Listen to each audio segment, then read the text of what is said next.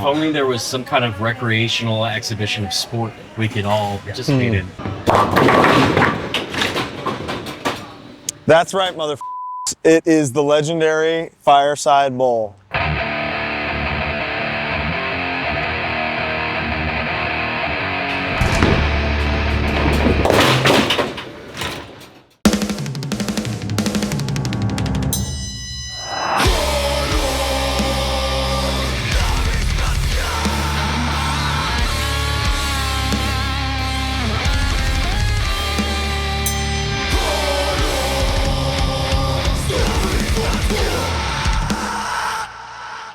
Can't believe we're finally doing something big in Chicago. In Chicago. I live here, by the way.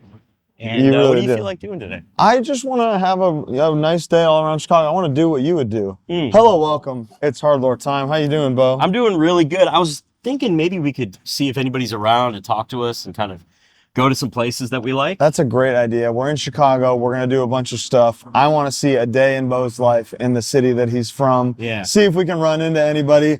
Oh, my God. Oh my God! It's Shane Merrill from The Holy Killer. sh!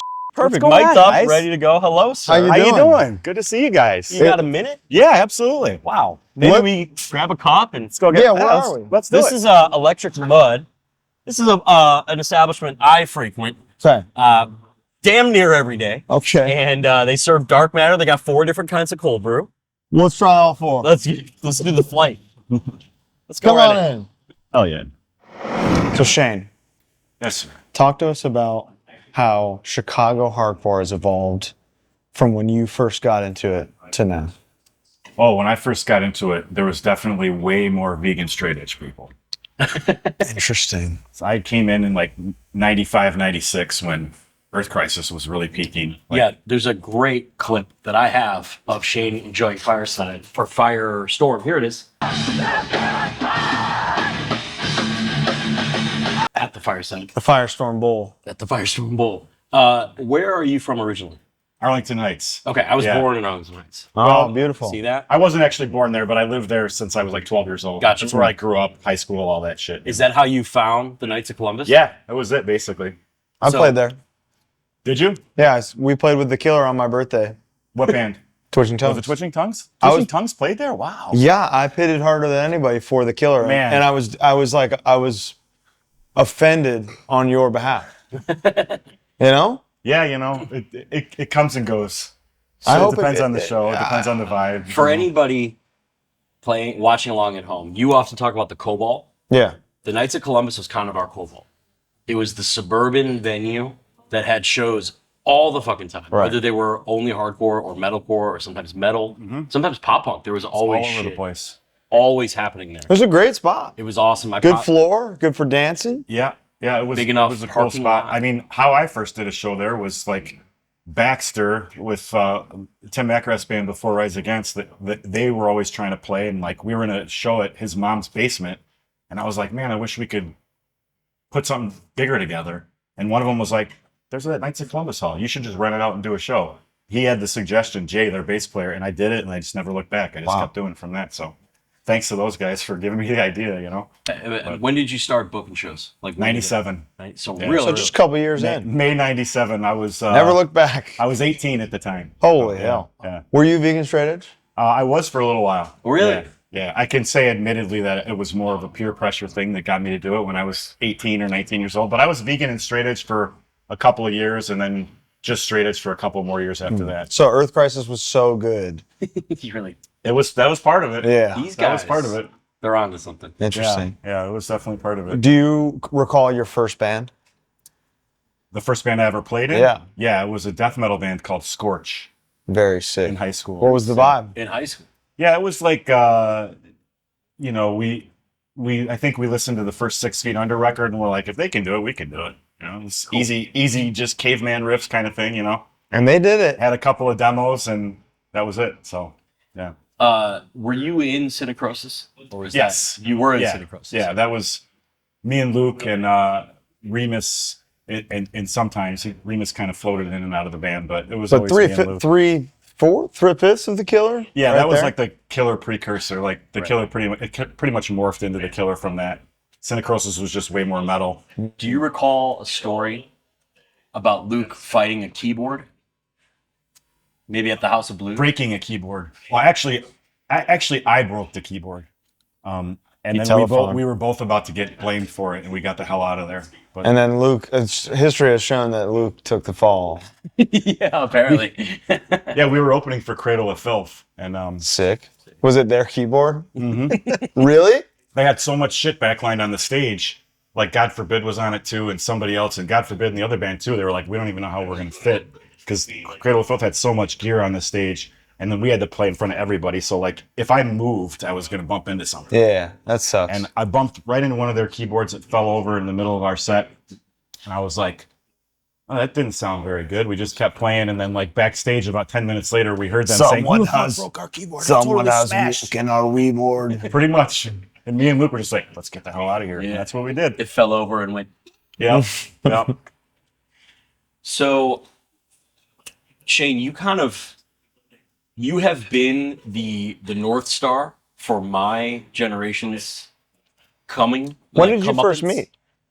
God, I don't. early 2000s. Yeah. It's got to be at least, I was going to say at least 20 years. Can you tell me about your first impressions of Little Bo? Oh, they were such cute kids, all of them. Were we ever on time? Were you ever on time? Yeah, Oh, God, I can't remember. dude. I can't One time at remember. Knights of Columbus, You were on time? I was so late that I walked in with my guitar while the entire band was set up and like literally like waiting for me to plug in. We were so bad. Me and Chris were so I mean, bad. that sounds like Tim Remus. That's been a lot of killer shows that we've been waiting for Tim Remus, and the drums were all set up, and he'll walk in like right before we play. Like we just played a couple weeks ago, and Tim said, "What time did we go on?"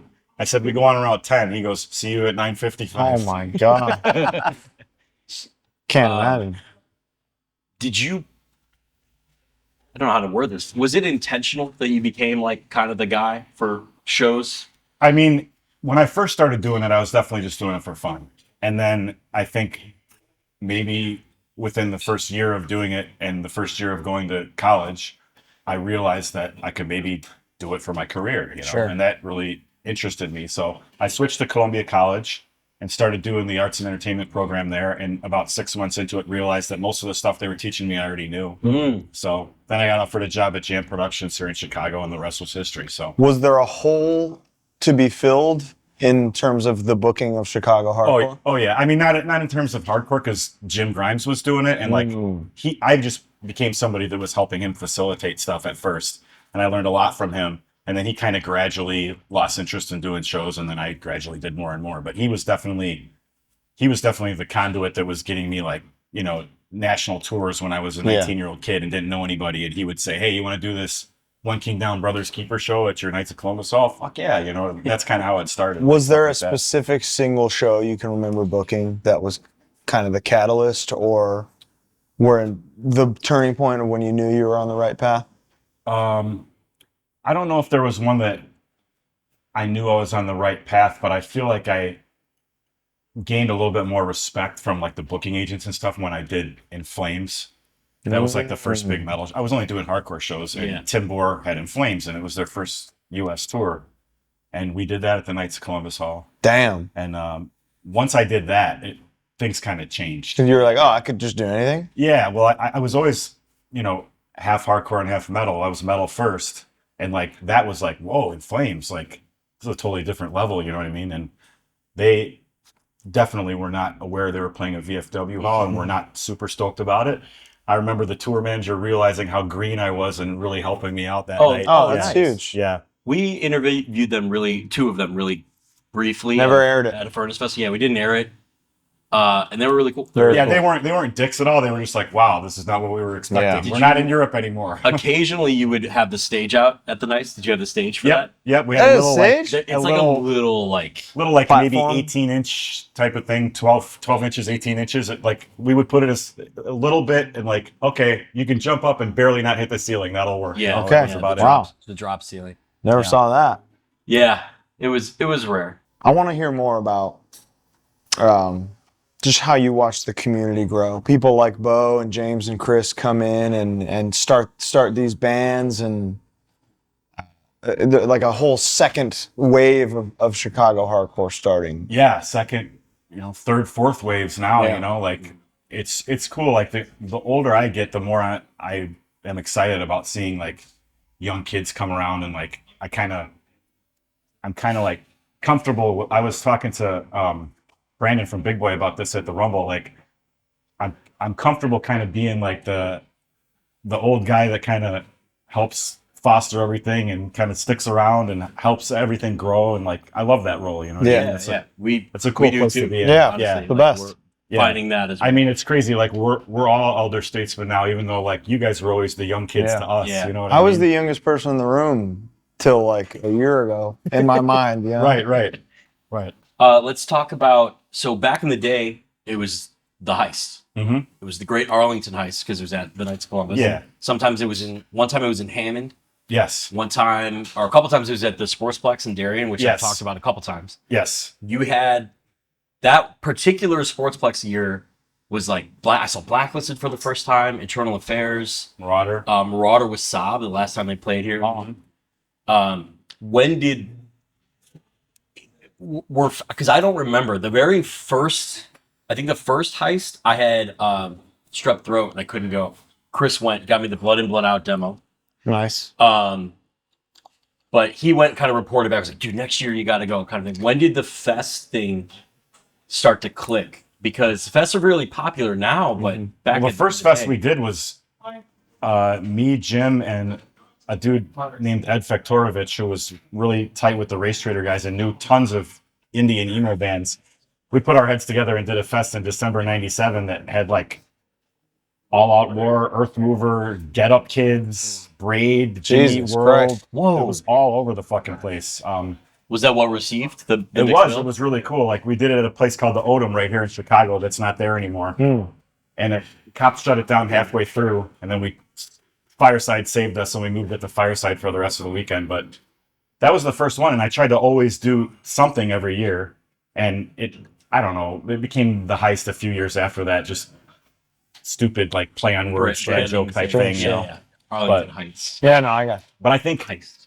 by '98 we were doing it at Knights of Columbus, and By '98. yeah, I think just Wow. the '97 we did it at Odom, and then we had the problems with the cops shutting it down Yeah. and everything. So we did it, I believe '98 we started doing it at Knights of Columbus. So and what then- was American hardcore metal punk fest culture like before that? Like, what were the ones that you saw that made you think you could do something like that? Oh gosh, Yeah, were there others? I mean, there wasn't really anything here in the Midwest. I mean, it was definitely before. So how does word get back about these fests around the country that makes you think I could do that or we should do that? Honestly, it's probably because every year in high school, me and my buddies would drive to Milwaukee Metal Fest. That's Oh, okay. probably why. Okay. Yeah. And I just probably thought I could do some sort of mini version of that. You Yeah. know what I mean?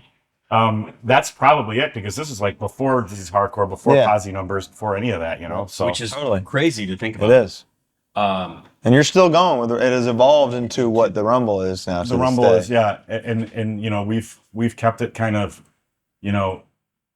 purposely kind of niche and boutique, but yeah, it's this last year was great, and it was a great vibe. So, Beautiful. all reports, by the way, from everyone, from like our California friends, Detroit people, everything, they had a great time. yeah, I feel like This year was really you good. can feel when people are enjoying it, and I feel like everybody was just super satisfied and happy, and that's all we can ask for. Absolutely. Why don't you talk about booking E-Town for the first time that they played here in like You love E-Town? I love E-Town. So me It too. was a full circle moment to have them at the Rumble, because it had been so long since they'd been here. Yeah. And back in the day, the shows with them here were really rough. Like they were playing in an era where that style was not really that loved here, Totally. So it was nice to see them get the respect they deserve and have a really great crowd at a show in Chicago, which Beautiful. I mean, they killed it. So They it did. was awesome. It was good. I want to get into the Killer. Yeah. What does the Killer mean to you? I mean, I say it often, but there's like that meme of the Father, Son, Holy Spirit. And I like to think that it's it's the Killer, us, and Nachos are kind of the bands of my era, my peers, who I see as my generation. The Killer were the band that made me realize heavy doesn't equal hard. Like they're not mutually exclusive. There's different things. And the Killer was the band that made me realize that danger is fun. Oh yeah. And especially when it's like consensual danger. Mutual danger is we're the all sickest just thing in ever. this thing together. The Killer did a crazy thing.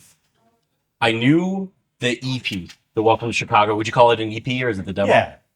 Same thing. Both. It was a demo that somebody put out. Yeah. Okay. Yeah. So I knew that, but I hadn't graduated yet into like Jazz by 12. I hadn't graduated yet into like going to every local Oh, show. okay, I had yeah. probably. You remember the Sportsplex show with Stand and Fight and Steve Kane's old band, Donnie's old band? Not really, Time but to I Die? remember tons of shows there. Yeah. So that was like my second show, and then the AN Every Time I Die Fireside show, Suicide File and HopeCon. Oh yeah. That was like my third show, and Yeah. then I was truly hooked, and that's when I would have found the Killer, probably because of the organized crime comp. Those were awesome. Those were, dude, Clint doesn't get enough respect does and not get enough appreciation for everything that he's done, not only for Chicago but just for everywhere. I ordered from that web store all the time. Yeah. Oh yeah. Yeah. And stuff. I mean, Clint also, he worked at Victory at the time and would like help bands out. He would print stuff. He would take care of people. He did organized crime. He put out, I think every band in Chicago has probably done something on organized crime, I would think so. Yeah. including both of ours. What's that? Including both of ours. Oh yeah. Yeah. And then there was this comp, and it was before any of my bands were really doing anything, but it was literally like The Killer was on there, Sidewalk was on there, Plan of Attack was on there, all the bands that were, and they did a thing. The Killer did a thing where they put out the LP, the first LP, and then you guys went on like a tour. You like went away for a while, for like a summer, and then came back and they did their record release at the Knights of Columbus, and it was the scariest thing. I think you covered Slayer. It was, Oh yeah, we had Jim come up and sing "Mandatory Suicide" with us. It was so. Luke's and- like The whole thing? Luke's like, Yeah. hey buddy, have somebody else sing that shit. I ain't gonna learn it. It was just so like fever pitch. Everyone was so excited. This was like our band. Wow. You know what I mean? And yes, the whole thing, but it got shut off in the middle of it because Luke got into it with somebody. All in the right. band. Per usual. But yes, the intention was the whole thing. Yeah. Tell me about the early days of The Killer from the demo to Better Judged by 12. Oh man, it seems like such a long time ago, but I mean, I think my favorite memory from that era was the one longer than a 5-6 day thing that we did on the road. We went out with Blood and Blood Out and Bloody Sunday. We did like a 3 or so week run, and we went to the West Coast, and that was like the only time we really ever did that. That stands at the top of my list as far as memories go. We just experiences? yeah, such great shows. It'll be fun. It'll pick up Such great shows, and you know, just that was like summer of 2003, and that was the only time I was really out on the road for. Was more that than a couple before? weeks. Was the album 2003 or 2004? I think Better Judge was out? I think it was. Did you play in Southern California? We did. We played Showcase Theater. That makes with sense. Jason Facedown. Yeah. And like IE, like Inland Empire kids are still flying the flag for The Killer to this day. that's amazing. And That's amazing. This is not an exaggeration. The first time I went to, well, you lived there too, so to the Young house Yeah. in the valley, there was a Killer tape on the counter, like by the sink. Yeah. And I remember washing my hands being like, okay. You know, just like, okay, That's they really get it. They that's made really it. cool. Yeah. Also, dude, there's so many dominoes with The Killer. The Killer it was also like, oh, I should check out Sepultura. Oh, wow. Because the influence of Sepultura was there. Yeah, oh, they yeah. would cover songs sometimes. And coming from such a punk and youth crew, and I would have known to check out Sepultura. So they're really your gateway to all things hard. all things heavy. Wow. Truly. Yeah, I mean, we came from different backgrounds. You came from more punk, I came from more metal, but that's where we met is in hardcore. You know? 100%. And there's so many examples of that all over the place. You know what I mean? Can you tell me about writing that first Killer record and the memories you have? And It was me and the other guitar player, Mark, who's not in the band anymore. Most of those songs was either one of us coming up with most of it, and then the other one adding something, and then Remus has to get so much credit. oh my He's God, not he's not just a drummer. He's like an arranger. Like there's so many times where he'd be like, that's cool, but do the riff just slightly different, do it this way instead. And he would kind of hum out, and I'd be like, that's perfect. You know, Every what I mean? band needs that. He was way more than just a drummer. He's the only person I would say that the band could not exist without. You know what I mean? The second LP? I mean, now that we're established, Right, yeah. we all have to be in there. Right. But like, he's the one that like holds everything together. He The really second LP, you can really tell. It's a drummer's It's a record. drum record. Oh, yeah. And I instantly connected with that record. That record, I think we knew was going to be a little bit tougher sell to people, but that was definitely myself, and to a greater extent Tim, being like, let's just do exactly what we want. And who cares, you know it's what I mean? fucking incredible. If you have not listened to the first Killer LP, obviously iconic Chicago hardcore. Second one is like nuanced, scientifically written. It's so much more than like heavy hardcore. Just heavy. It's probably so not- intelligent. It's probably not the best idea for today's day and age's attention span, but For sure. I mean, there's people- many 5-minute songs. It's people will awesome. ask, it's like, why don't you play more songs from that? It's like, well, we play 2 and that's our set, because like people play 20-minute sets yeah. these days, you know what I Totally. mean? So, but yeah, I'm very proud of that record because it's a little bit different, and we just kind of did our own thing on it. So, It's awesome. Can you tell me about your experiences having Andrew Morrissey in the band? oh man, I miss Andrew. Me too. I miss Andrew. So many fun experiences with him. For whatever reason, the bass player in the band has always been the one that gets tased real bad. Probably because it keeps changing. The bass player is the only thing that hasn't been totally steady. We've had 4 different bass players. And Who was the Dave- first one? Tall. Jesse. Jesse, from that's Milwaukee. Jesse Smith from Milwaukee. And then there Jay. was Jay from Hugh Krups and stuff, and Suburban Refugee and all those bands, and then Andrew, and now Dave. But Right. Andrew, I miss him. I miss him a lot. That's family. Yeah. He's family to me too, even though I haven't talked to him in a lot of years now. But he is one of He's the, busy. He's He's kicking one of ass. those people you just pick right Oh, up, yeah. right up where you Yeah. left off. Are there any wild show stories that come to mind from the first Killer LP era gosh. that you can legally talk about? Maybe. Yeah, there's that tour. There was a couple things. Okay. There was a show in Dallas where didn't do very well, and the guy wasn't going to be able to pay us. And I just remember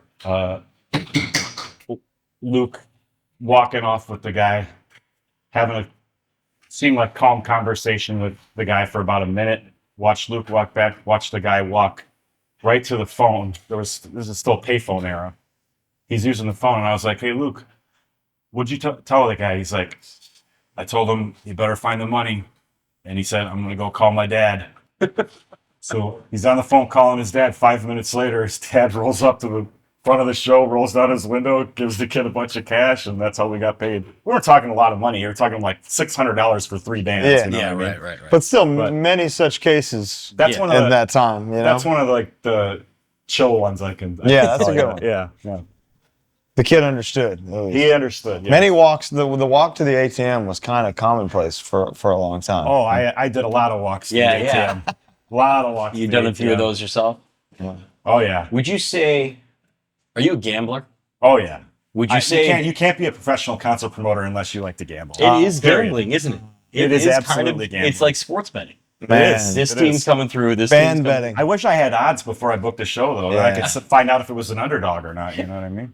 You ever book Underdog? Did you book that underdog show at the Fireside? I think the only time they were on Burning Fight, weren't they? They were on Burning Yeah. Fight. I don't know if they played my a- era other than that in Chicago. There is a video of them playing Fireside, but it's weird. They seem either brand new or they're playing a show that no one gives a shit about. It could have been either. Could have been either. Yeah. Could have been both. Could have been both Yeah, at the same I time. vaguely think they might have played, but I can't. The only thing that I really remember is that Burning Fight show, which you look back on that lineup now, it's like, how the fuck did that even happen? That was such a legendary weekend. But How do you look at Chicago hardcore now? What are your thoughts and feelings on what it has become? I think it's great. I think I've never seen so many young, excited kids, and there's so many good young bands. There's the Hispanic hardcore scene in Chicago has really taken over yeah. lately, and it's fucking great.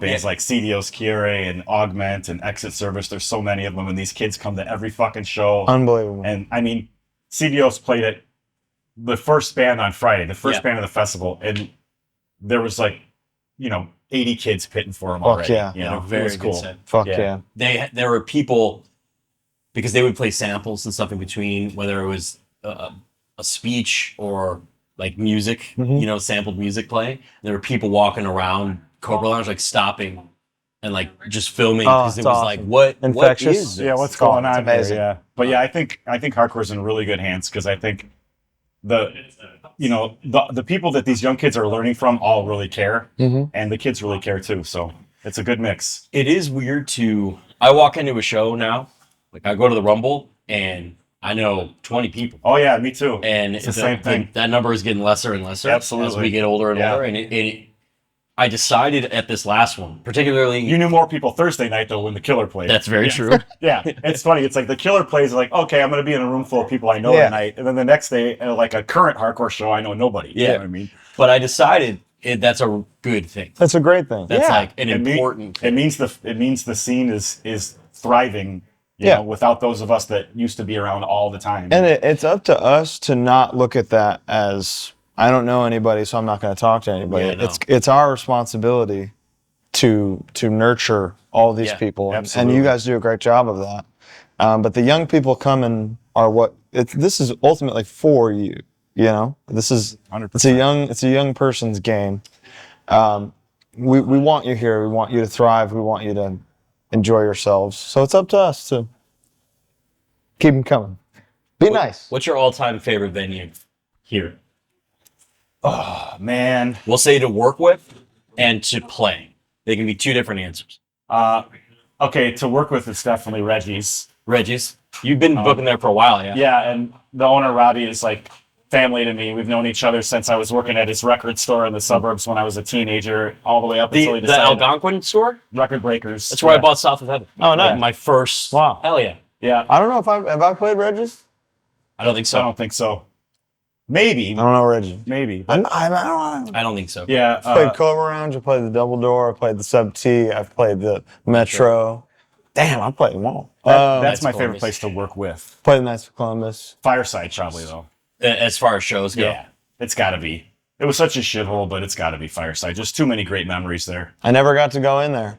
Yeah, there Yeah, was some we great things should, there. maybe we could do something about that. Yeah. I don't know. Could you tell me, Shane, before we wrap this up, could you tell me your top 4 hardcore records of all time?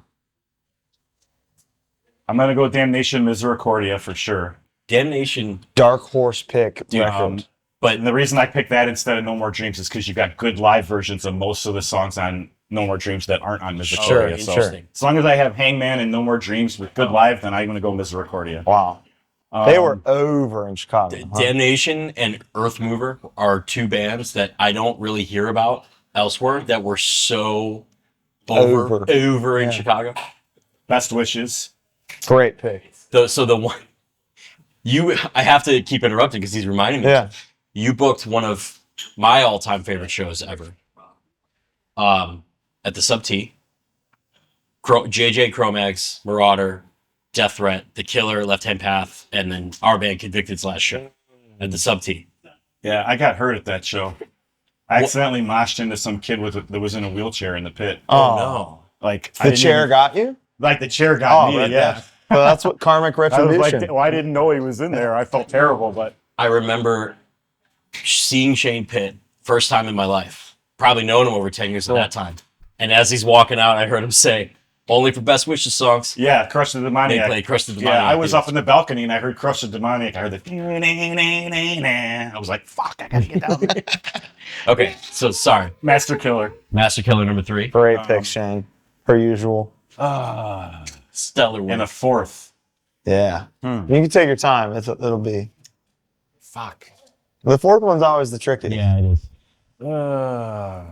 There's so many I could pick. There are. Some people can make a career out of that. Yeah. I guess I'll go. I think there's about 30 records I could say, but the first one of the 30 that's coming off my head, so I'll take it. Born to Land Hard. Unbelievable Shane- pick, per usual, Shane. Shane Merrill. Anything you want to tell people at home? Probably get a good amount of people from Chicago watching. Probably not a ton of people from Chicago watching, meaning lots of people who aren't from Chicago. So is there anything you want to tell people about coming here, playing here, rumbling here? Well, I don't know. Just apologies for our weather in the summer. That's brutal. Don't let that stop you from coming here. I don't know. Shows are. You come here any night, you probably have 2 or 3 options. So you have lots of stuff going on to keep you busy. I don't know. I feel as I'm though drawing a blank. Oh, no, you're no, doing you're great, fine. man. Let me riff on that. I feel as though there's less excuse or less reason than ever to skip Chicago because all tides are pretty high right now. Yeah. All scenes around us are pretty high. It's always been harder for the coast bands to get here. Right. You know, I think that kids here, at least I like to think that they appreciate that it's more of a struggle for bands to get here. So I think kids appreciate it more when they come, I think. I also just listed 6 different venues I've played in Chicago, so there's no real excuse. no Okay. excuse. Yes. And only one of them is closed now. So come on out. You're gonna have one of the best shows of your life. Yeah.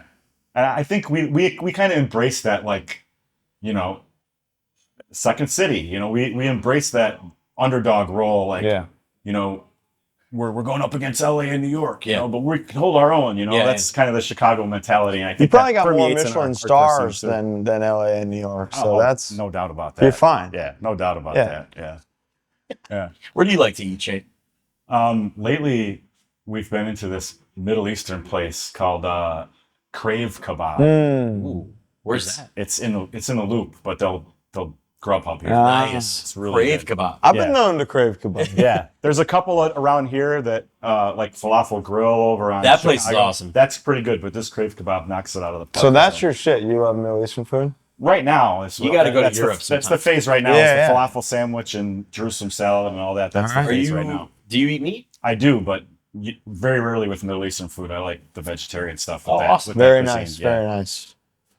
Well, boys, I think it's time for stop number 2. Yeah, we'll take a walk, huh? Yeah. Shane, thank you so good. much for joining Hey, us. good to see you guys. You're the Have an best. incredible day. Fancy bumping into you I guys. Maybe know. maybe we'll run into you again later. I don't know. Hey, That sounds that would be great. nice. Where are we right now, Bo? This is Milwaukee Avenue in Wicker Park, which has been my neighborhood for the last 12, 13 years. And pretty much where every show I've ever played in Chicago is, save for 1 or 2 spots. And where you're even staying right now. Yeah, It's- I love this. Is like my home base in Chicago every time I'm here. For those of you who might not know, it's kind of Williamsburg, Echo Park, Silver Lake. You know, it's our Brooklyn. It's It's a cool spot. the cool place, you know. And it is cool. Come on through, sir. Thank you, sir. You know, it's a bustling, buzzing city. There's Yeah. lots of stuff, but there's lots of stores, lots of food, lots of coffee, Yeah. lots of history. And You can get some good jeans down at over at Midblend. Midland, yeah. You can get good coffee here at Coffee at Wormhole. Wormhole, pretty nice. But we want to eat a nice meal. Yeah. What do you recommend somebody walking around Wicker Park? If I want to eat something kind of quick but yummy, and I want to be satiated for many, many hours. You know, there's a new burger place that opened up that I have not shut up about in about 3 months. I It's can go called for a Not a burger. Damn Chance. Okay. How's that sound? I think there's a damn chance that I will eat that. I think so. Let's do it. Well, this looks sublime. I'm so hungry. I can't wait to dig in. Yeah, I mean, if only we had somebody here to join us for this It does. Two's a little, delicious meal. a little light. Two you is a know? little light. Dude, yo, what the hell? What's going on, guys? Anchit Chhabra from Hold My Own. How are you? Colin? How you Sit doing, down. brother? Bo? You eat here? Dude. All the time. This is actually my first time here. But it's so crazy to see you guys. Thanks for joining us. Yeah. So what we have here, And you're mic'd up. that's Awesome. unbelievable. What Mic'd the up, hell? slated, ready to go. Yeah, tell me about this, Bo. We have a double smash burger. They have a proprietary sauce. They have beast mode fries, which are Kind of animals. kind of animal style, you know. Now, what the burger has on it is pickles, tamed jalapenos, which are less spicy jalapenos, so you get more of a flavor and a crunch and less of overall heat. But the heat's still there. The burger sauce, 2 patties, and some cheese. A really tasty bun. May I? Yeah. All right. I, of course, get mine without the sauce on it. I get it on the side. I like to dip. I like to control my You sauce. do? I do. I control it. You do eat it. Sometimes. I have to be in the mood. I'm gonna today. I think you should really dig in. Okay. Dig in, please. All right. Isn't that nice? The tame jalapenos, I think, are kind of the highlight. That is amazing, honestly. Get it in here tight You like before that? steam them. It's good. It's good. I'm gonna need some napkins. I'll get you. I got you. Anchit, when did you get into hardcore music? I would say, I don't know how many years exactly ago. I think probably now 15 years ago. Maybe I was in 8th grade of middle school. 7th grade, 8th grade. My brother got me into hardcore. Also in Hold My Own? Yeah, we play in a band together now after all these years for the first time, which is, you know, a great full circle moment. And yeah, man, like he's shown me so many fucking bands from the get-go. Madball, Terror, you know, a lot of niche like beatdown bands like Tyrant. It's like a bunch of like random shit like that built upon frustration. You know, before that, you know, I got into skateboarding. Skateboarding was like a huge fucking thing in my life. That'll do And it. I always told my friends I would never quit skateboarding and start in a band. And I did. I ended up fucking doing it after a few years. And I still skate sometimes, but you know, being in a band, you know, for some reason at that time when I was young, you know, seemed more appealing to me. So I would say skateboarding. Have you been a Chicagoland guy the whole time? Yeah, I have never lived anywhere else in my time of being into music. Do you want to? Honestly, I've thought about it, but no. Like you know, I've grown my whole life here in Chicago, and it's just like I could never imagine leaving it. So, no, I think I would stay here forever. Yeah, I feel the same way. So where we're eating, speaking of skateboarding, was actually co-founded by Neen Williams, Fucking awesome. pro skater, and a Michelin star chef. Oh. Yeah. So the lore behind this place, I did want to tell this. There's a place called Sushi by Scratch, which started, I think, in Austin. That's a hardcore guy. And Philip yep. Lee. Yep. He was in Alpha and Omega. There He you was go. a Oh, no shit. Yeah. So they have a location here. It's in the basement of the first Not a Damn Chance. The whole thing about Not a Damn Chance is they don't have hours, a phone number. Is this where Sparky works? You know Sparky? Oh, Brian. Yeah. This is where he works? He works with Sushi by Scratch. Yeah. He was also in Alpha and Omega. I know him, and he never even brought that up. He's in New Look at York this. now. We picked the right. You picked the right place. That? Fucking hardcore. When you go to the Sushi by Scratch, it's an omakase. It's 8 seats, 10 seats. Yeah. When you leave, you go through this burger bar. You have to like put in a code. It's like a speakeasy. It's the whole thing. Oh. When you leave, they tell you, get some burgers. They're pretty fucking good. That was the place. It was impossible to get into. This exists now in Milwaukee. You can come in anytime and get some delicious beast fry. How we feeling? Good. Pretty good, right? I mean this with utmost respect. You know the Denny's seasoned fry? Mm-hmm. This is kind of like an elevated Denny's seasoned fry mixed with the In-N-Out animal style. I love the Denny's seasoned fry. This is the best thing they got. These fries are also cooked in beef tallow, so maybe Denny's is onto something. I don't know anything about that. I don't know anything that RFK is doing. I don't want to know anything that he's doing. But beef tallow is all right, I guess. Tell me about some early Chicago hardcore memories for you. I would say weekend nachos at Albion House. Mm-hmm. Harm's Way at Beat Kitchen. Mm-hmm. I'll put that too. Yeah. Yeah. Oh, yeah, you did with code. Yes. He's played a lot of places here. One of my earlier bands played that show with you guys. Twitching Tongues, Code Orange, Which band? Bitter Thoughts. A Bitter Thoughts. Yeah, for yeah. Sure. I remember that. That, Great show. that was awesome. How many bands are you in? Right now, I guess like 8, 7, 6. But Yeah, not me all too, of them. brother. Not all of them do things. You know? I know. Oh, I know. So, you know, I would say Hold My Own is one of the main ones. I would say I'm an unofficial member of End It. That's cool. Like, I'm definitely playing with them a lot. And just wanted to say their fucking new record, I heard it, and it's absolutely incredible. I know it's been talked about. I've been saying It's fucking awesome. LP's gonna change the world. The riffs are fucked up. I've been spending the last 3 weeks learning them, and my brain is mush right now. He's kind of our Martine, Yeah. as like you seem to be able to pick up songs really quickly. Yeah, I think I would like to say so. I think I have this knack of playing for bands that I've literally never practiced with.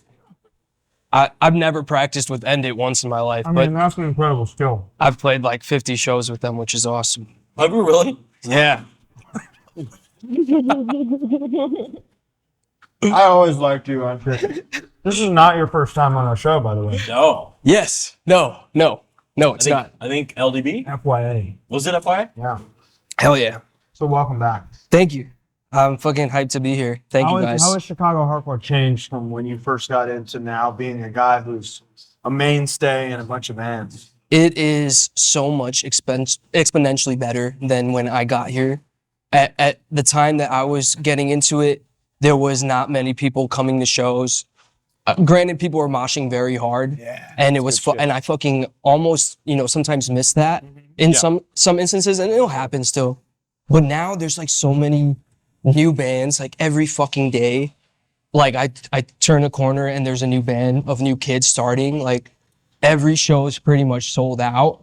On a Monday, a show will get sold out with just local bands, which is insane. What are some new local bands you want to put people on? Let's shout some bands out. Some bands out, please. My favorite younger ones right now are these bands called Exit Service, Augment, Absent Soul, and Fate's Hand.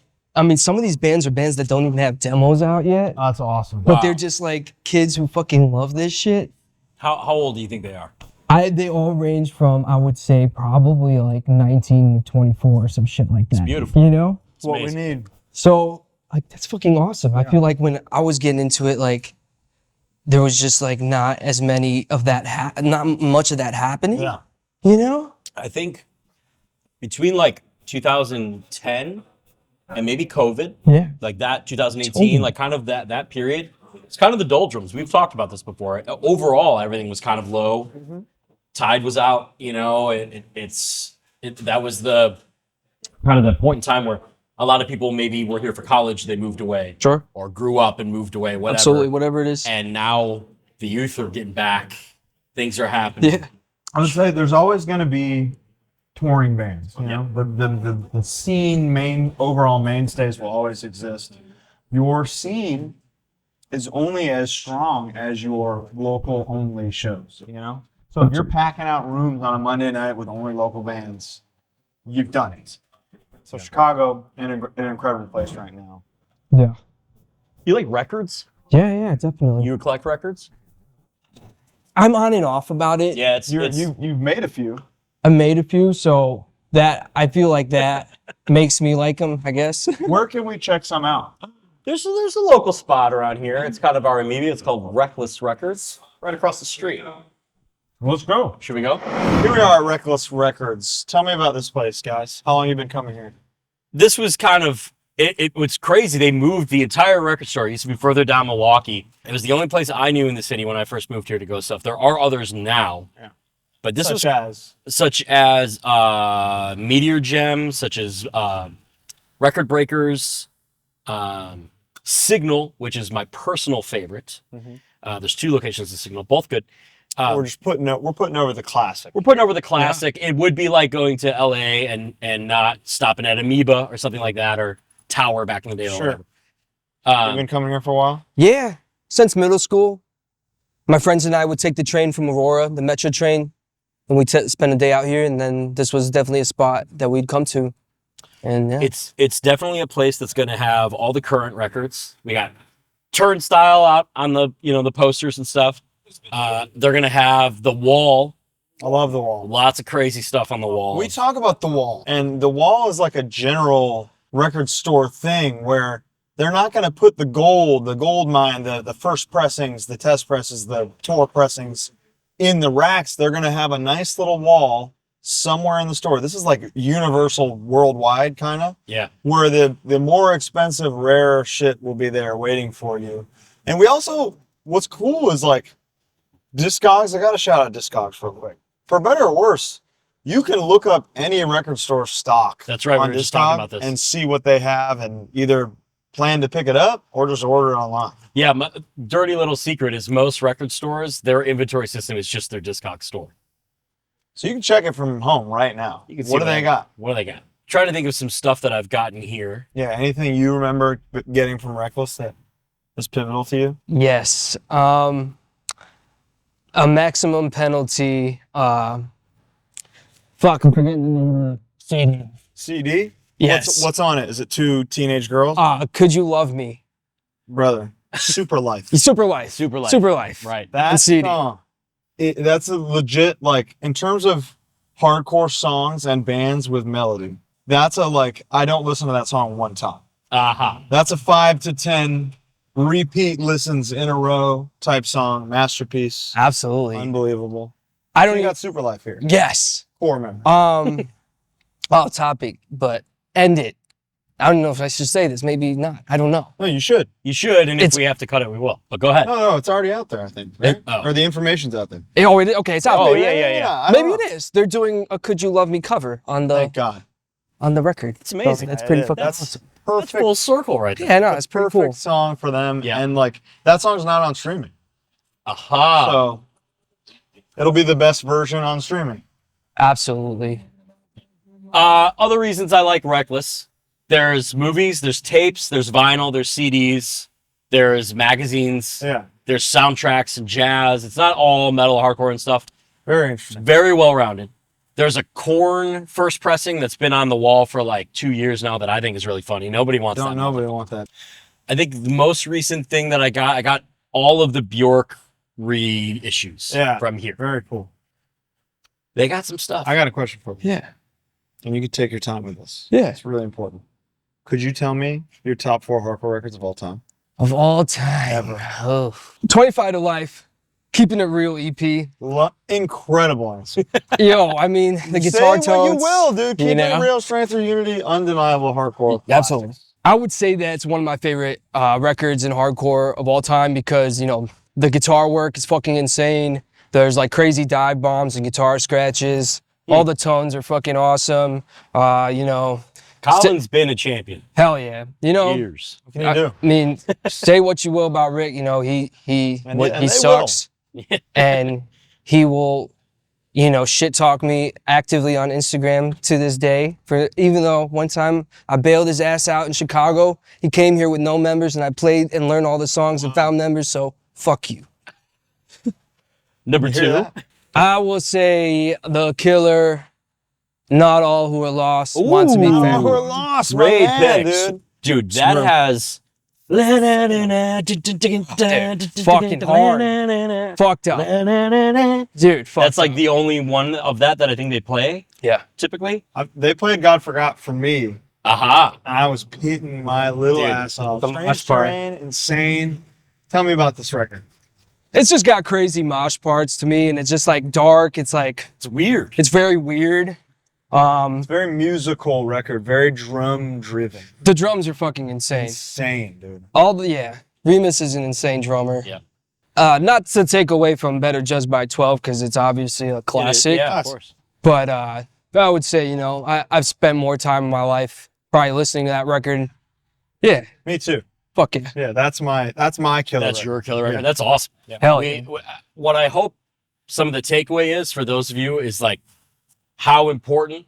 It's not just me who loves the Killer. It's Chicago. Chicago Land. needs the Killer. They're a very important band. Who's your number 3? Absolutely. I'll go with Madball, Hold It Down. Oh, 2000. You know, was that 2000? Defined the next 25 years of hardcore music. Wow. absolutely, man. It's just a lot of fucking amazing songs on there. Beto, who played in 25 to Life, track guitars on this record. Matt Henderson's last record. Was that?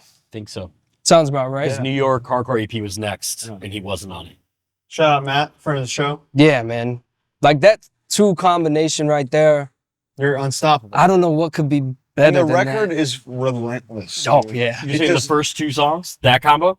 Or the two guitarists. Oh, the that 2 guitar Beto. players. You know. Sorry. Yes. It's insane.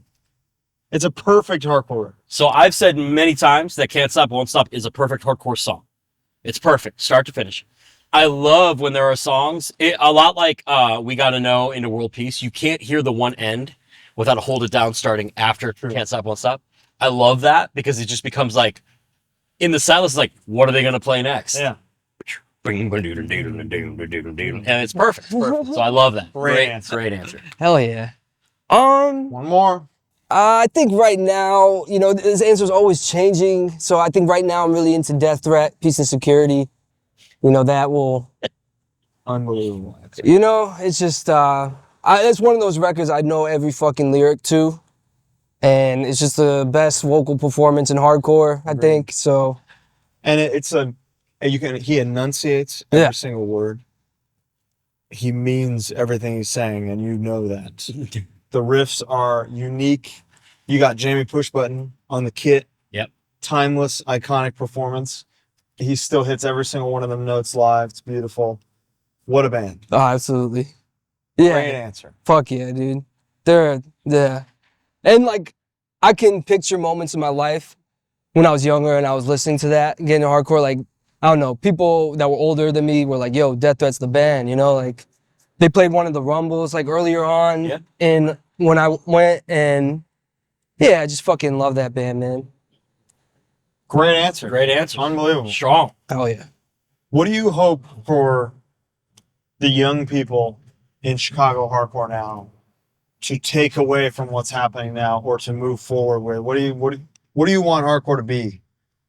You know, just like having fun and being yourself and putting in, you know, your effort, whatever it is. You know, everyone has that special thing that they're good at, and there's so much to, you know, contribute to the scene. And I think just like doing it in a positive manner, I think is the best way. You know, there's a lot of bullshit in hardcore, you know, a lot of, you know, whatever.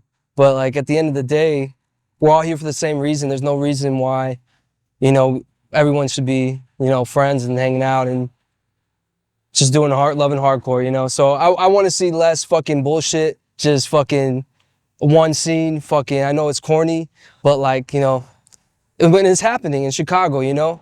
Punk bands are playing with hardcore bands, death metal bands are playing with hardcore bands, so what more can you Harmony. ask for, you It's know? all one thing. Take off the costumes, Yeah. Well, yeah. start a zine, book shows, start a band. This is a For the love of God, play drums. This is a really important topic. Back in the day, people were writing songs for other people, writing lyrics for other people, designing stuff for other people. You might not be able to write riffs. You can contribute in other ways. You know what I mean? And you absolutely can. And you absolutely can. I promise you can.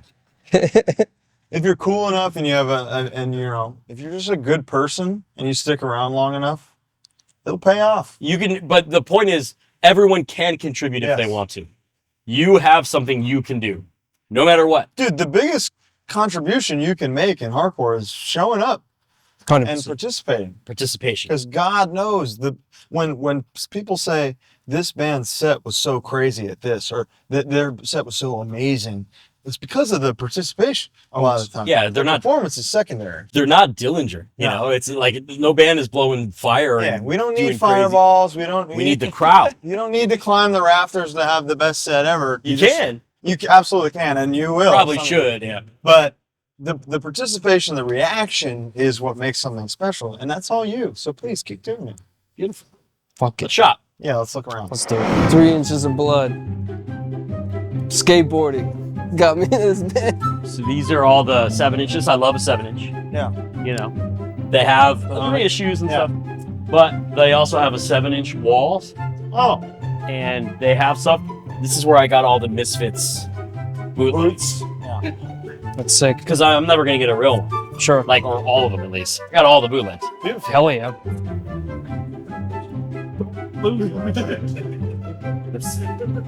together as one. The homie Ian, my Ian.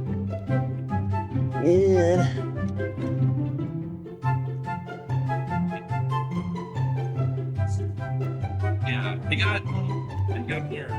Maybe see steak.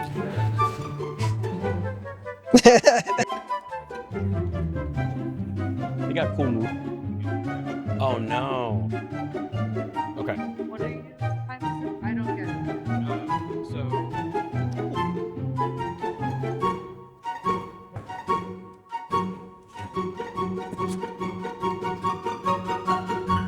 What'd you say?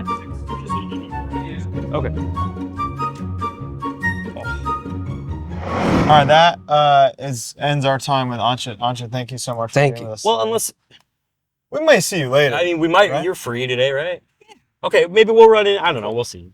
You can see Anchit on tour tomorrow, wherever you are. He'll be there, Just look them up. putting on for the Chicagoland as always. Oh yeah, brother. Congrats on the baby, by the way. Oh yeah! Congratulations, Thank you. Thank you. Papa. All right, Thank you guys. beautiful. You're the well, man. You Let's go guys somewhere are- else. All right, sounds good. Do you know what I want? What? A little sweet treat, I think. Yeah. Pardon this interruption. This episode is brought to you by Mad Vintage. Boy, is it ever. That's maddvintage.com. Every band we talk about on this show, damn near every week, you can find 20, 30, 40 years old sitting waiting for you on maddvintage.com. He's got everything from punk, hardcore, metal, hip hop, wrestling, movie stuff. That's right. He's got it all. And listen, some of these shirts have survived for so long in single owner households. If you let us buy them, we're going to cut them up and do God knows what to them. Look at this. So you need to save these shirts. They're sitting waiting for you to be saved on maddvintage.com. Madball, Agnostic Front, anything else that people from Madball and Agnostic Front were in, you can find on maddvintage.com. So please act fast. But if you use code HardLore15, you're going to get 15% off. And that might not sound like a lot. Go on that site. That's going to add up for you. It's going to add up. Okay. So quit dicking around.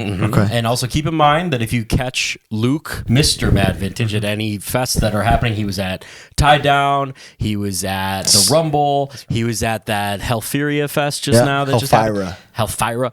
He's looking to buy, he's looking to sell, he's looking to trade. Talk to him, reach out to him through the Instagram. You never know. Just send him a message. He's a very nice guy. He's got good stuff. So what are we doing here? This is Margie's Candy. It's a old ass ice cream shop that I go to all the time. Oh my God. What's up, guys? Chris Mills from Harm's Way. This is my guy. This is my best friend, my drummer. See you. Good to see you. Oh, so good. You're at your usual 4 o'clock. Yeah, this is about the time I roll up, so yeah, Well, let's go in and get something sweet. Sounds great. let's go check it out. So this is like a Chicago mainstay. This is an ice creamery that has been open since 1921. That you don't see things like that in America a lot. It's a little crazy. You can tell by a thing happens when a place is like old, where it's like that booth fits, and then a new booth is added, and they're different styles. Doesn't matter. That's kind of the vibe in That here. makes sense. It's old. You come here a lot? So, Been a few times. Okay. you know. I feel like when we were younger, Yeah. this was like the spot. You know. I mean, this is like, I see from the dishes alone that it's like an iconic kids place. Very maybe. much so. Yeah, it was just like an iconic place. In general. After like 5, 6, there's going to be a line down the street. Yeah. Straight up. Down the street? All summer. Yeah. Really? It's crazy. They're open all year long, but for obvious reasons. The summer is. Because it's been blazing hot. Well, you don't want to touch my leg like that? It's a little tight. I was really It's a little comfortable. tight in here. You know? I was comfortable. Chris, tell me about finding hardcore music in Chicago as a young child.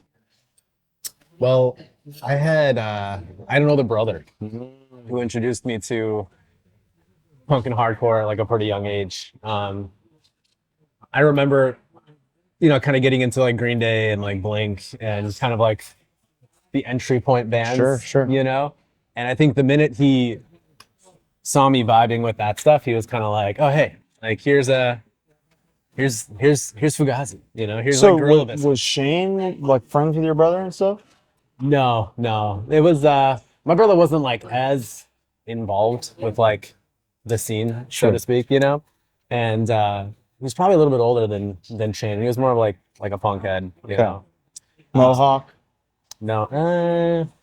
One time he dyed his hair bleach blonde. Skunks. I remember he shaved his head. He would shave his head a lot, yeah. Didn't he take you to your first show? He did. Which was? Which was just down the street from here at the Congress Theater, Fugazi and Shellac. That's a sick first show. Yeah. Pretty crazy. 12, 13, I think I was going into 8th grade.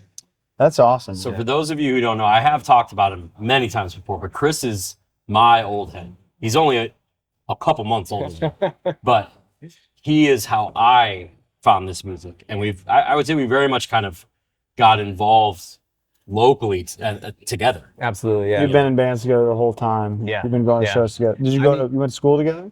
Yes. What's Yeah. that like? Yeah. Well, I mean, we like really didn't become homies till high school, probably. Right. Tell me about that. He asked Shane, what was young Bo like?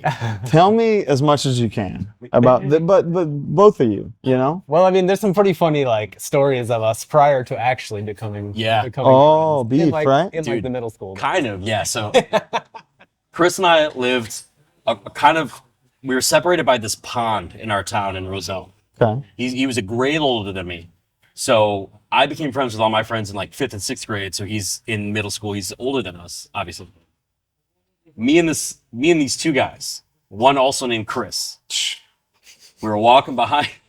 He and Chris had some beef over something. I don't remember what. It was You grade and Chris school. remembers what? I have no idea. I don't remember Come on, why. man. I have no idea. But we were Actually. we're across this pond on a path, and we know Chris's house, and like his back patio faces this pond. Yeah. And the other Chris, who I'm with, was like, I'm gonna moon him, and mooned Chris's house. Dude. Chris Mills, my beloved. There we go. Wow. Perfect timing. Thank you so much. Those are big scoops. Oh, Just- gorgeous. Thank you so much. Thank you. Perfect timing. Yeah. Chris Mills, my beloved, happened to be on his computer, looked out because he saw 3 kids walking by this pond, and it's like a football field probably of distance. Like it's a But that's your pond in your mind. My pond, Goose Lake Park. Goose Lake Yeah. Park. Goose Lake Runs Park. outside and starts like, I'm gonna kick your fucking ass Wow. across the pond.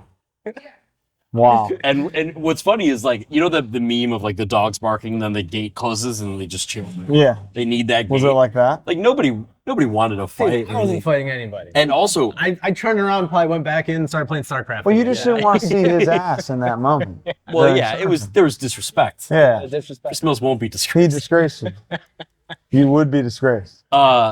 Basically, and also the other Chris was like huge. Oh yeah, much bigger than Chris me. Manzara was big. Bigger than I am right now as a grown Really? adult. Oh yeah. Oh, He yeah. was Thank you like, so much. Thank you. This looks fantastic. So then, ironically, me and the other guy, No. me and the other guy who I was with at the pond, we made a song making fun of this guy, and that was the Other first. Chris? Yeah, Now, why? it was just like Why'd you fall out with Chris, man? He might be watching this. because this Chris was into punk, and Brian and I were into skating. We wanted to be into punk too. So other Chris was just out there basically assaulting people with his ass. You do that all the time, to be honest. Me? You assault people with your ass hourly, Oh, hourly, damn near hourly. that's a different sense, though. Different sense being offended. Okay. But yeah, so we wrote like a funny song, and somehow he heard it. It was Which- like I don't even know how that happens in 1999. yeah, it was like a like a late night sleepover, like 3 a.m. Got the giggles. Dude, You're yeah, you're the delirious. Pee you Pee know. Ha-Ha's making a song. Dude, That was it. What's better than that? so the kids, I don't know if we should say his last name, but his name was Manzara. And the song was called Manzara God. And it was like one of us drumming on like a magazine and then someone playing shitty guitar riffs. And Chris went, Manzara God is back to kill. And like that was the song. It was that was YouTube today. that was Youth of Today. That was our literal project. What are the bands and shows that kept you coming back early? Well, what's interesting is like we grew up in like a suburb, right? And it was, kind of isolated from the city, but we were playing like we were in punk bands playing not punk shows essentially, right? Like in our suburb, it's like if you just played in a band, you played shows together, Sure. sort of thing, So honestly, like, fast forward to probably sophomore year. Well, I mean, actually, we were going to shows in the city freshman year and stuff Sure. like that, but like we weren't really like involved in the Chicago hardcore scene or like the DuPage County hardcore scene until probably like midway through high school. Did you want to be? Dude, Oh yeah, absolutely, dude. I mean, it was finding the Chicago FavoriteHardcore.net message board that essentially opened up the doors for us to connect with other people, connect with other like hardcore bands, you know. So in addition to Chris and I being bandmates and lifelong lovers, we also work together in many places, including Subway. Same Subway. Talked about Ashok today, actually. Remember how he used to park at the back of the parking lot and watch you? Oh yeah. Isn't that crazy? Because Anchit's last name is the same as Chhabra. It's Ashok's last name. Anyway, yeah. we'll cut. No relation. No relation. Thank God. Chris and I worked at the daycare, the Park District together as well. Chris set up a show, and this show was actually insane because every single band that played had more than one member in it of people who would go on to be like our bandmates and close friends. Yeah. Wow. It was nuts. It was Plan of Attack, Sidewalk, our band Double Crossed, Too Sweet. Too Sweet, Gozerian. Sick name. No, Gozerian didn't play. Winter Kills All. Winter Kills All. So it was like Drew played drums. So, like, everyone in Nachos played in a band. James was there. Wow. We played. Like, it's actually like a crazy first Dominoes moment. Yeah. You know? Yeah. So did you all know each other at this time, or is this kind of where you all? We were the new kids. We were the new kids, and basically, like, I had become friends with John Caution on the ChicagoHardcore.net message board. Was he a little fucker back then too? Oh yeah. The biggest little fucker. But amazing too, just like so welcoming. Very like, welcoming. At that point, you know, he was just like, I love John. yeah, just, you know, wanting to get people involved. And like, I essentially reached out to him like, hey, like I work at this park district, and you know, one Friday a month they allow us to throw shows. Like I'm thinking about putting that's a show fucking together. incredible. Yep. Dude, some of the happiest times of my life. Dude, Yeah. legit. We're working there. Yeah, Because legit. all of our entire band worked there. So imagine that. Watching kids. Like, we're responsible for children. That's crazy. We're barely 16, 17. Yeah, Is this still around? Yeah, so it's the Bloomingdale Park District. Bloomingdale Park District. And like we would do shows literally in the gymnasium. And Sounded like shit. it sounded terrible. And so I shouldn't say as John, I was like, hey, would you guys want to, like, he was in a band called Sidewalk. And I can't remember if he was still playing drums in Plan of Attack at that point, or if he had quit. I know he wasn't because he was heckling Bill while they were playing. Funny. Yeah. Yeah, right. Because Sidewalk was kind of his band directly after Plan of Attack, yeah. So I think Hofactor was playing drums for Plan of Attack at that point. And essentially he helped me like get bands together to play and helped me put the show together, and it was crazy. Like, There was legitimately a couple hundred people there. Wow. In Roselle, which is like, and it was, yeah, dude, I remember they had the gymnasium split in half, and like one half of the gymnasium was the show, right? And the other half, they just had the basketball courts open. And on the other side, you know, James Charlie's Pliggy. playing, Yep, James Pliggy James playing Pliggy. basketball, Rick playing Thinking basketball, Yep. Luke playing basketball, Yep. Charlie, like just all our later friends and scary friends. So the you know? killer shows up to this show. yeah. Wow. Dude, that rolls up. 100%. And you want to know the most beautiful thing about this?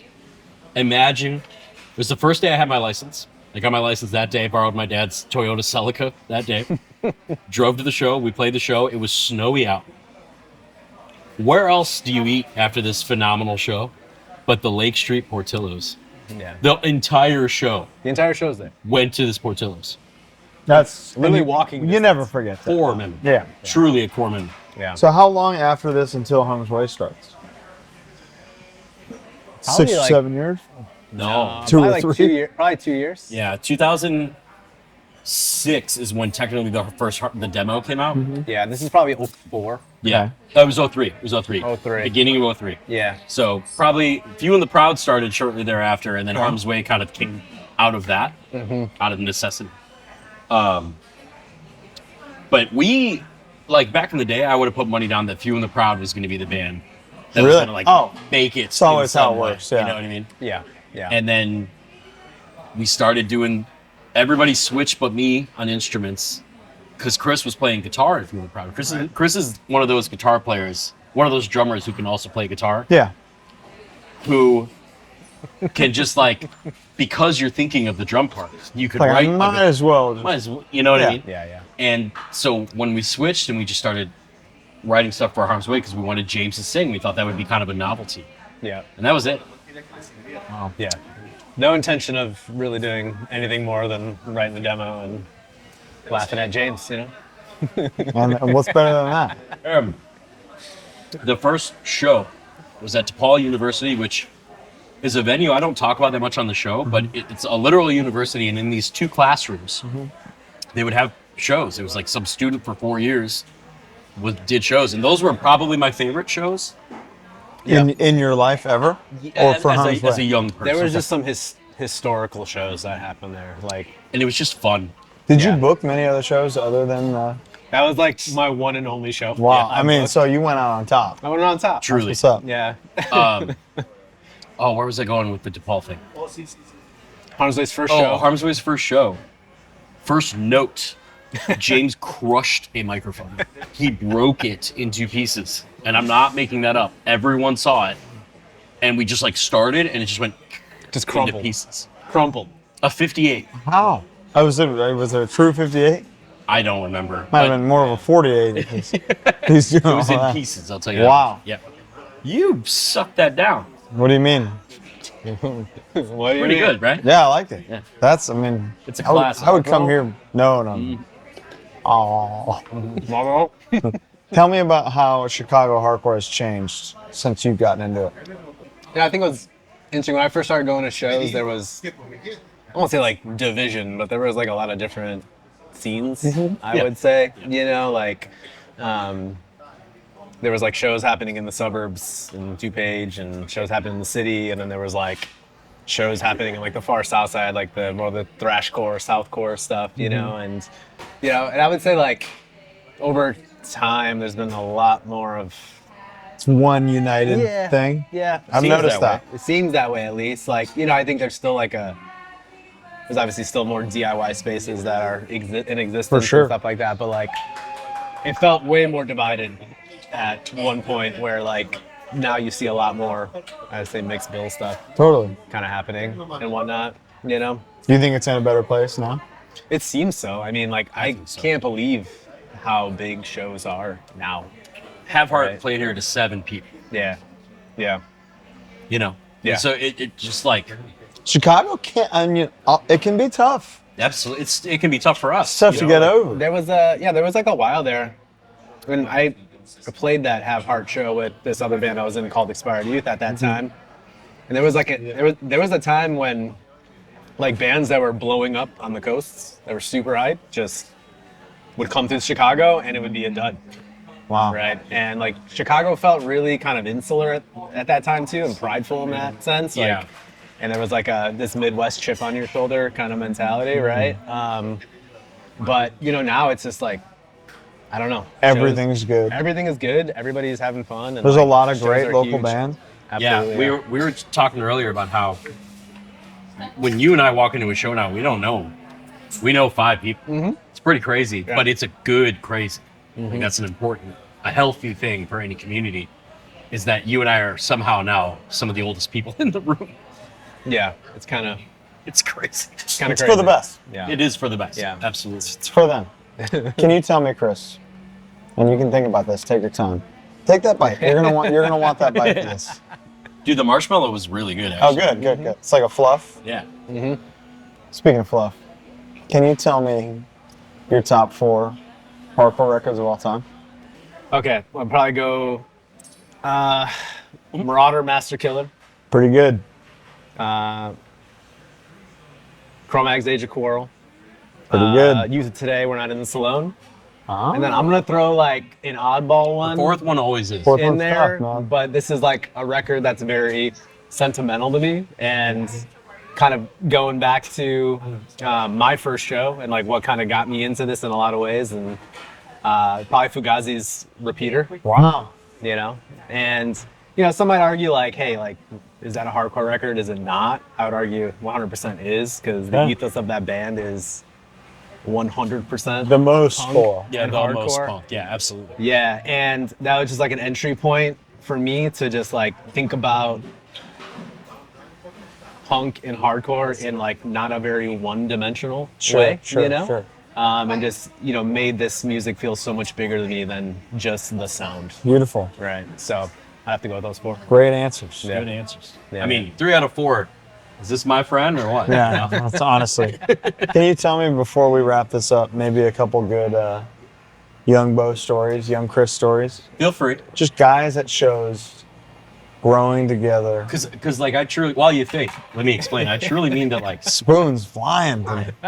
all of the stories you guys that I've told on the show Are the mostly the fireside thing when I was like punishing Wes. Chris was there. Yeah. You and I remember.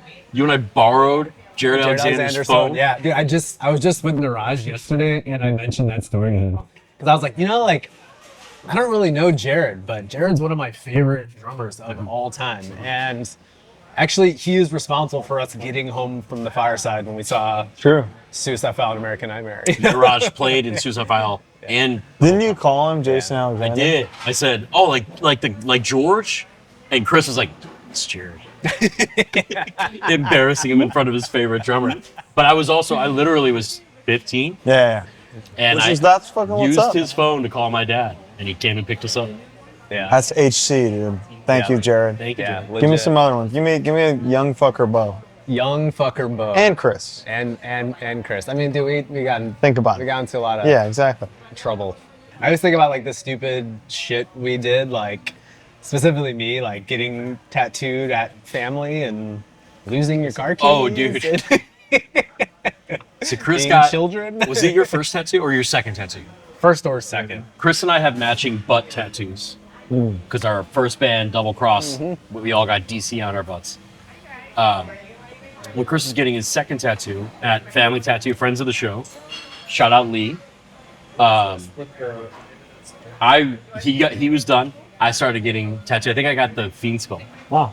And he borrowed my car keys to go to my car and to get something. He came back. I said, "Hey, can I have my keys?" And he was like, lost them. Just gone. Gone. Never recovered. Never found. So we had to call James. James drove from Naperville Dude, so to pick us fucking up crazy. to go to my dad's in Streamwood to then come back to the city. Which was like 35 miles from the city. Each drive is it like round trip. James probably it was like 3 hours for him, and he just did it because he's the man. But that was crazy. Trying to think of, dude. Do you remember like? Okay, we played the Kingston show on the first Harm's Way tour. We played. We showed up PA? Kingston, New York. Ah. First. K80, the homie, who haunted house. Colin stayed at K80's house in Nashville. First tour. This is the haunted story, That's it. right? The haunted house. Oh yeah, dude. We were gonna Don't go there. We were gonna stay with her in Brooklyn one time. She do it. fell asleep on us. We all slept in a parking garage in the van. Nice. Then we drove. We played the show where these kids like thought they had something set up. They didn't. It ended up being an open mic. We played 3 short songs and got the fuck out of there. Smart. And I drove. We're supposed to be going to Syracuse, and I drove basically to Canada. Yep. First tour. Yep. First real tour. Yep. Ended up near Montreal. Near Montreal, because I started seeing signs that says American money accepted, and I was like, wait, what do you mean? How many hours from that were Syracuse? Like 5? Like I think from the way it was, like 3. I drove 3 hours out of it. This is pre-GPS, we were on MapQuest. Yeah. Printed? Yeah. Yeah. Oh yeah, I think our first 3 tours were all printed. Dude, we had a binder. We had a binder. Of course. Played our first 2 tours, played the Lions Den in Brockton. Nice. Met Young COA. Wow. We stayed at that house. That was the Animal House. The Animal House. Yeah. Our singer slept on a bench press. Like a weight. It's convicted? This was Few and the Proud. Few and the Proud. Which Convicted came from. Okay. Who was in Few and the Proud? Few and the Proud was us 2. James on bass. James' first band. Crazy. He's a great bass player, actually. I believe that. He's a great writer. Perfect stop. Yeah. He could jump with that mother. Yeah. Caution played drums, and then this guy Bernie. Caution plays drums? Caution's a great drummer. Really? Very good drummer. What an interesting guy. Great drummer. Very talented. Big influence on my early Really? drumming. Oh yeah. Who are your biggest drumming influences? Good question. I know Remus is a big one. I love Remus. Yeah. I love Remus. Jared Alexander, just to bring him back. Yeah. You know, We talked about our friend Drew. Like if we're talking local guys, like our friend Drew who later played with you in the Proud. And Weekend Nachos. There's 3 great drummers in Nachos. yeah, Yes. 2. Well, at least 2. At least 2. You're dissing your brother on My drum? brother will be fine He's still Byron Looters on Yeah. stuff. on everything. That's so crazy. On Facebook. Really? Yes. Okay. That's not even a bit anymore. That's I mean, it's been dysphoria. it's been like 12 years. Name dysphoria. Well, this was I'm trying to- fantastic. yeah, I'm trying to think. There was one more. A fun tidbit about that Jared Alexander Fireside story. We were just literally just talking to him and mentioned that we liked Throwdown. He was like, "New record's really good. I just finished drumming on it. You guys are gonna like it." Was that Haymaker? Haymaker, yeah. So it was that. We're that early on. Yeah. Good job, Jared. Very good job. I remember him being in the music video too. That's right. The X Yeah. flashes. Yeah. Damn. Yeah. Couple people we know in the music video. For Haymaker? Yeah. In the Is it Never Back Down video or something? No, it's for myself. Oh, my okay. friend. I think Dre's in it for sure, but there's a lot That of makes a lot sense. of LA dudes. He was pitting. Wow, beautiful stuff. This was incredible. Tasty, right? Yeah. Now I think we got to work off all these calories. Yeah, if only there was some kind of recreational exhibition of sport we could all participate in. As a full group. Yeah. See what everybody else is doing. That's right, motherfuckers. It is the legendary Fireside Bowl. We figured, what better way to cap off a perfect day than chuck a couple balls down the lanes, huh? And this is maybe the most iconic Chicago hardcore venue of all time. Bar none. And I've never been here. Never been inside. Never been inside. Let's check it out. Let's check it out. After you. Oh.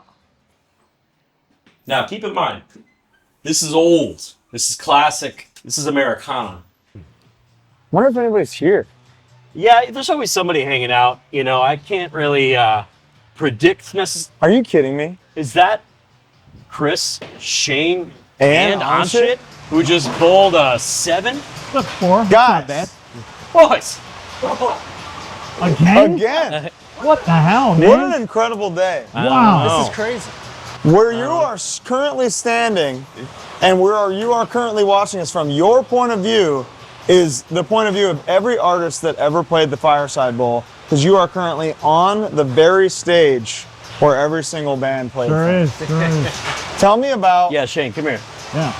Tell me about the Fireside Bowl. Tell me about booking stuff here, seeing shows here. How was this the most iconic venue in The Chicago? first year or two, there was no stage. Okay. And you just were on the floor right here. Then things started to get a little crazy, so they built this stage, which still stands here, and now it's like where they house all the bowling balls. But this is still the exact So stage. Davey Havoc, Yeah. bowling balls. Well, there was no bowling balls on the stage in that Right. era, but yeah. But now, Yeah, Davey Havoc, yeah. But a lot of times AFI, a lot of those. yeah, what are some legendary gigs you booked here or went to? Oh, one of my favorites I always talk about is Entombed, Hatebreed, and Bloodlet. Did a tour and they played here. Entombed was on To Ride, Shoot, Shade, and Speak the Truth, and Hatebreed had just come out with Satisfaction. And Bloodlet opened that. Yeah, that was a cool show. And this is the stage. So if you back up, this is the POV. Yep. Was this That's it. the same floor? Yeah. Oh yeah. Yep. So this Same is tiles the pit. and everything. This is the pit. Oh, yeah. This is it. But it would be so packed, you know, depending on the show. Was this open? Yeah. But they would explain it. They would put like a gate almost. It's like that orange construction fence that you see at like festivals and stuff. That Sure. was all right where the wood could get damaged. That's where it started. What would technically the capacity be? Great for question. this? Legal or what we actually fit What in you here? did. Well, they don't do it anymore, so I think the Yeah, statute's you're fine. up. Legal capacity was 179. Holy hell. We had some shows, L7, Melvin's, Slapstick, where there was 800 people in there. 800 people. So you're talking people all the way to the back. and in some cases even on the lanes. On the- That So- happened a couple times early on, and then the owner's like, no more of that. Yeah, more of that's that. But fair. it did happen a couple times. Why? This place is still open. It's still an active bowling alley. Why can't shows happen here? Because the owner just got tired of it. He's not really a music guy. And it's the same owner to this day. Same owner, yes. I think if he was maybe 10 or 15 years older, I might have had a chance to work something out with him, but he's not ready to retire yet. So, yeah. Chris and I played our first band Double Cross, played here. One of our crowning achievements. I remember Double Cross playing Right when the door was closing, we got in.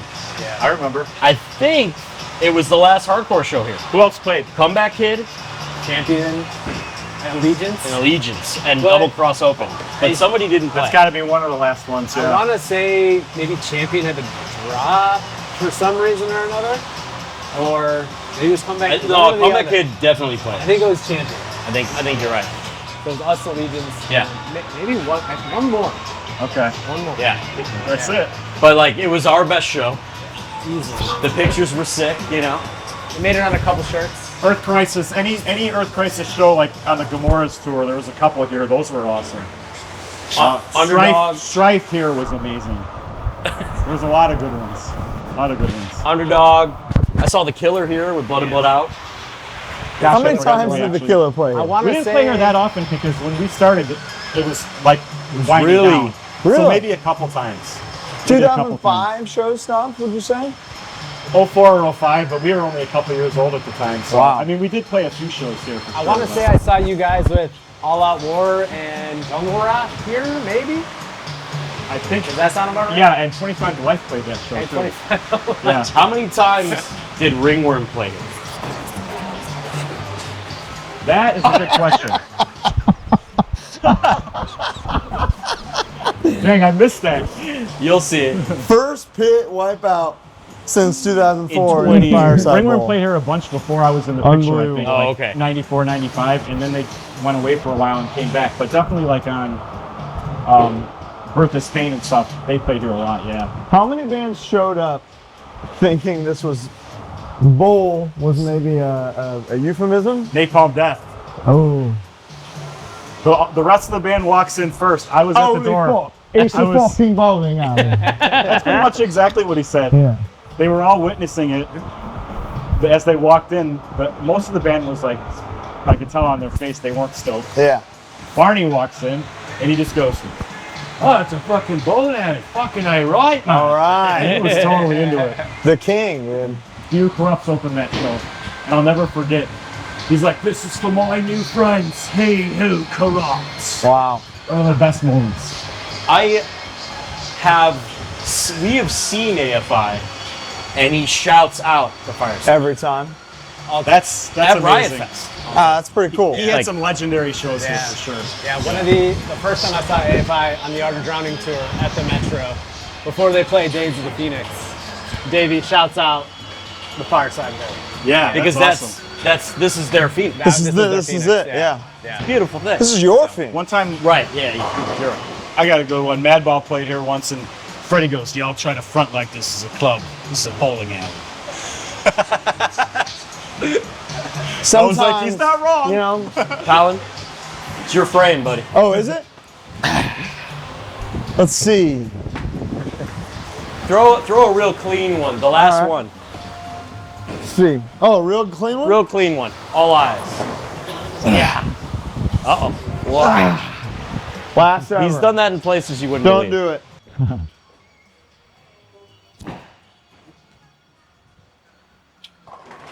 Excellent. Well done. I've never done that before. I've gotten a gutter ball with bumpers. So Shane, do you think there's ever a possibility of a show happening here again? I wouldn't count on it. I mean, I think if Jimmy wants to retire one day and sell the place, that's your best chance. Gotcha. As long as he's around, probably not. He's just not. He's a good friend of mine. I still hang out with him. I go to football game with him once a year. Good dude, but he's not into this. Gotcha. Yeah. Well, Is he aware of the significance? Oh, he's aware. Okay. Yeah, he's aware. It's just not really his thing. You know? Got it. He. The only reason he let me do that fundraiser last year is because he gets along with me. You know. He's like, "You're the only person I would do this for." I'm like, okay. Thank you. But, yeah. Venues come and go. Yeah. You know, it's the people and the community that makes hardcore what it is. It's the friendships you make in middle school and high school that you carry on with you forever, or on a grueling tour in Europe. In Europe, where you're threatening, Yeah, getting threatened by some crusties at Fluff that's Fest. right. Yeah, That'll absolutely. happen. But hardcore's You the got most- Mills. Yeah. I always got Mills. Are you kidding me? Hardcore's the best thing in the world. And you know, it's great that some people got to enjoy it in a bowling alley. I wish I could have done that. Yeah. But we can't have everything. Just like Bo can't bowl. He can do, he has plenty of skills. Bowling isn't one of them. Is it your frame? No, it's Shane's. Oh, let me see if I can Shane's- pick up this.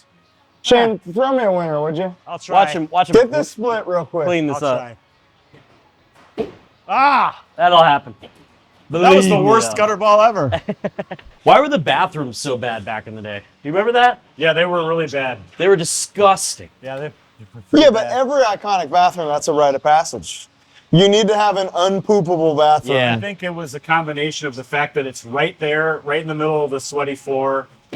So, like, I think a lot of that nastiness just kind so of focused close. into it. But Makes sense. yeah, it was nasty. What would you Oh, say it's Chris, your it's Chris. fireside was? The Cobalt, The Cobalt? 100%. Which we've also played, which is We cool. played, yeah. I think most people think Showcase is the California hardcore venue that's gone. Where was the showcase theater? Corona, Corona. hours from me. Yeah, Yeah. what is that, like Orange County or? That's IE, Inland Empire. Damn. Okay. That's where Steven's from. Past Pomona. It's far. That's butt fuck Egypt. From me, incredible venue, iconic, timeless shows there. But mine was the Cobalt, and most shows were bad. Right. But I didn't know that because Right. I was having the time of my life. Bad is relative. You know? saw us there, right? Oh yeah, With with nachos. With nachos. That was our first time. And our first West Coast tour ever. We didn't Dude. get paid. That's awesome, not get and paid. that tracks. Not get paid. The Crusties from my high school, who like I barely knew. You know, like we were basically different walks of life. Loved Harm's Way. Really? Yeah, you guys were over. We're in over with the Crusty world. Crusties. It's interesting the change we had because none of us were that. Caution, kind of. But I mean, in prison was over. Yeah, we liked crust, but we definitely weren't crust. And then Reality Approaches was there's kickback parts. That in was it. the sea change. Yeah. And then No Gods was the real. No Gods was That like, was when it was just me, Chris, and James. dude, I will never forget. What was the first single off No Gods? On No Gods? Yeah. Fantasy? Fantasy. I could not believe With it. the sample. And then I probably discovered the Killer from there. Of that? like what like okay, they're from Chicago, who else is from Chicago? Right. And then my ass was split in two. And it never recovered. Speaking As of you've splitting, seen. Speaking of splitting too, Chris, All right. what would Zuma say? I want to see some crazy shit. Oh, look at that. Come on. I will say, we were here recently for your thing. Being back here for the first time after a while is really weird. It is. Does it feel unnatural? I mean, I think I went to 4, including the one we played, I think I went to 5 shows here. Oh, ever. Ever. But they were pivotal moments in your life. Yeah, that AN one that we were talking about was really something. You Yeah. know? Yeah. You went to a couple shows here without me, I know. Yes. Yeah. But, I mean, I actually like played here with with Eli? Eli. Chris was in kind of a metalcore band. What was it called? It's called Eli. I remember that. Everlasting I remember Eli. Impression. Oh, that's Yes. cool. Eli. We somehow got a show offer here. Now watch this drive. Won't get fooled again.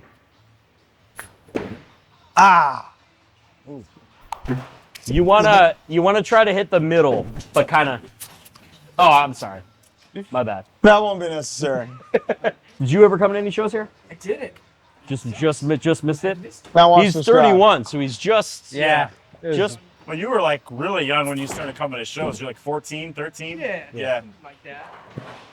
Yeah, that would have put you just a couple years away from it. Yeah. Strike. Did bands ever try to like bowl? Yeah, there was an occasional show where the lanes would be open. If it was like an indie rock show or something, and Sure. they're only expecting like 50 or so Sure. people, they'd have the lanes open. Never during a heavy show. Can other people get in, or just? All right, mother. Would you No, have to, not no. see, that sounds like a difficult arrangement to make with a bowling alley. Well, they could get in if it was one of those shows. Okay. Yeah. But usually, if it was a show, there was just somebody at the door, and you paid or you wouldn't get in. Gotcha. You know? How much for shows here? Average show. $5 to $7 usually. If it was a real hoity-toity show, it might be 10 or 12 bucks. Oh, Napalm Death was That was an all-day thing. That was probably 15. Maybe. Oh. Yeah. big money. Yeah, that was like Napalm Death and Soylent Green. And a bunch You of bands. fucking kidding me? That's crazy. You kidding me? Did you say when In Tune play here, it was when Wolverine Blues was on? Ride, The Shoot, one Straight. after. Pick It's Ride, Shoot, Straight.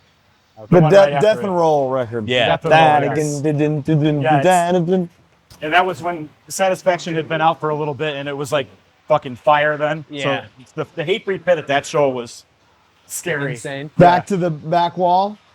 At all lanes. No lane is safe. We're a community of bowlers.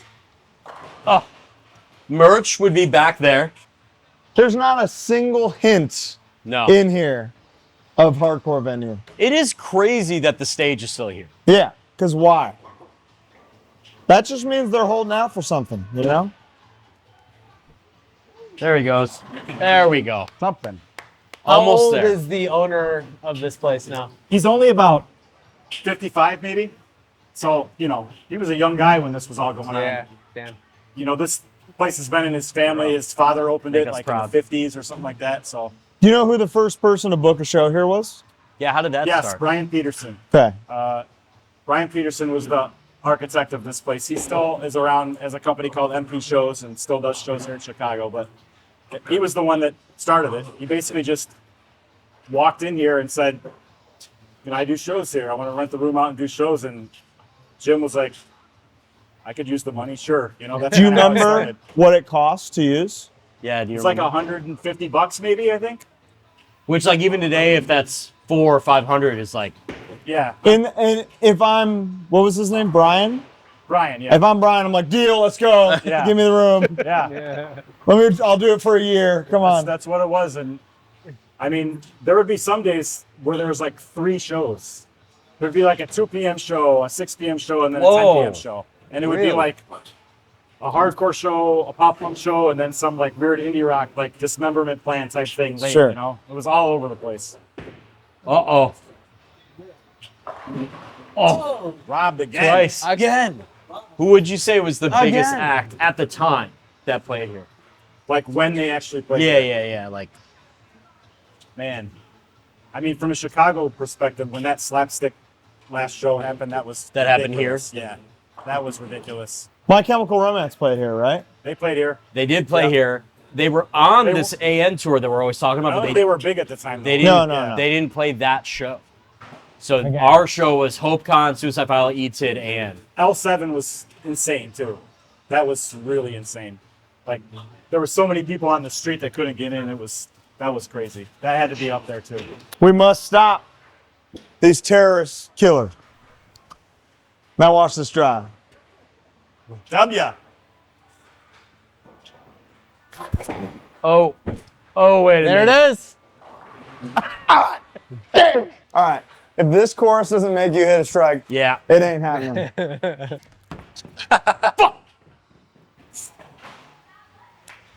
You know what the crazy thing is? I really tried. Yeah. Same. I was really like, here we go. Yeah, I'm Keep doing my wrist straight. I'm doing physical geometry every time, thinking like, maybe now I'll get it. This whole bowling thing.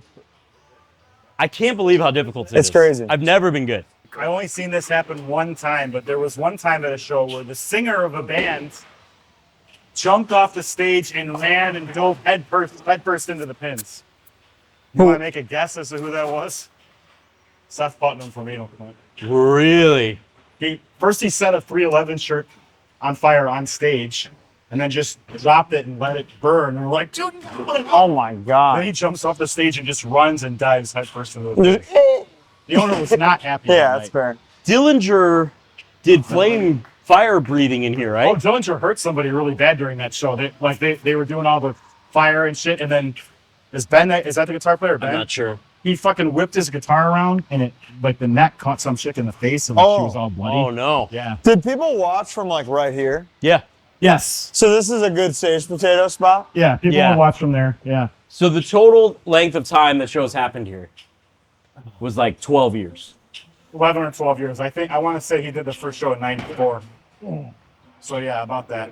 Those places are kind of before my time, but I think even the people that are a little older than you would say Fireside too. And was Crowbar one of them too, or is what place got Crowbar? Did you get that, Steven? You're talking about Crowbar the club or Crowbar the band? Club. It said no, I don't Colin think X. More of a nightclub. X, Yeah, X. yeah. I don't think they did shows there. Maybe at one point. Yeah. Please go to ball. Please go to ball. Yes. Yes. Oh! Done. This is HardLore at the Fireside Bowl, Chicago, Illinois. Thank you all so much. Thank you for guys watching. so much for today. Thank Shane, you for being here. Shane, if you don't sink this, if you the get pressure's on right if you now. get this turkey.